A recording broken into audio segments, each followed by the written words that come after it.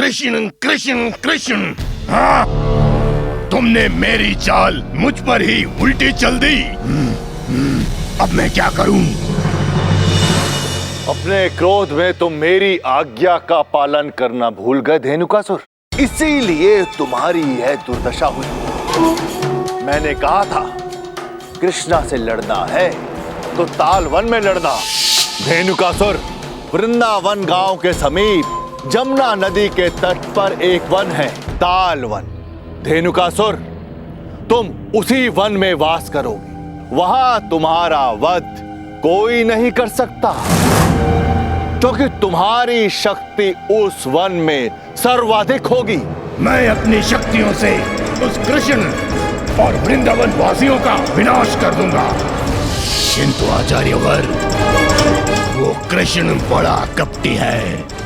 वो तो वहां वन में आया ही नहीं। वो नहीं आया तो उसे बुलाओ, और किसी ऐसे कारण से बुलाओ कि वो ताल वन में आने को विवश हो जाए।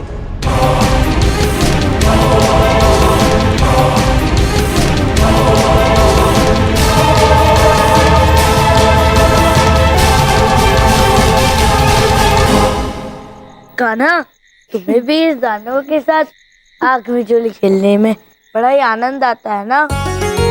किंतु कान्हा, अभी जब धेनुकासुर स्वयं हमारे घर चल कर आया था तो तुमने उसी क्षण उसका अंत क्यों नहीं कर दिया?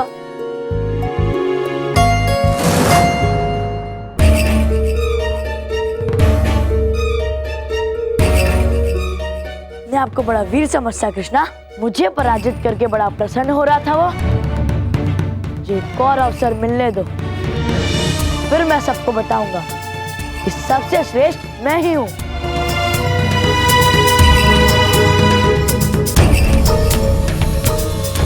अयान, ये तुम क्या कर रहे हो? लगता है कि तुम कान्हा से पराजित हो गए, इसलिए तुम अभी तक दुखी हो। किंतु वो तो एक खेल था ना, अब उस बात को छोड़ो। राधा, मुझे हारना पसंद नहीं है, और विशेषकर उस कृष्णा से तो मैं कभी नहीं हार मान सकता हूँ। सब के सब उसी की प्रशंसा करते रहते हैं, किंतु कृष्णा में ऐसा कुछ भी अच्छा नहीं है। और मैंने सुना है कि वो माखन चोर भी है। बस बस, ऐसा कुछ नहीं है। कान्हा बहुत ही अच्छा है।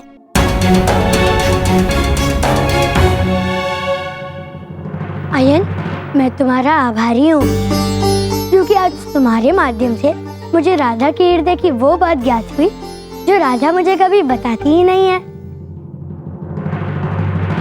कृष्णा ने कल तालवन जाने की योजना बनाई, किंतु हम वहां नहीं जाएंगे। राधा, तुम तो दुविधा में पड़ गई। अब यदि तुम मेरी बात मानोगी तो अयन आउट होगा, और यदि तुम अयन की बात को मानोगी तो तुम अपने हृदय को कैसे समझाओगी?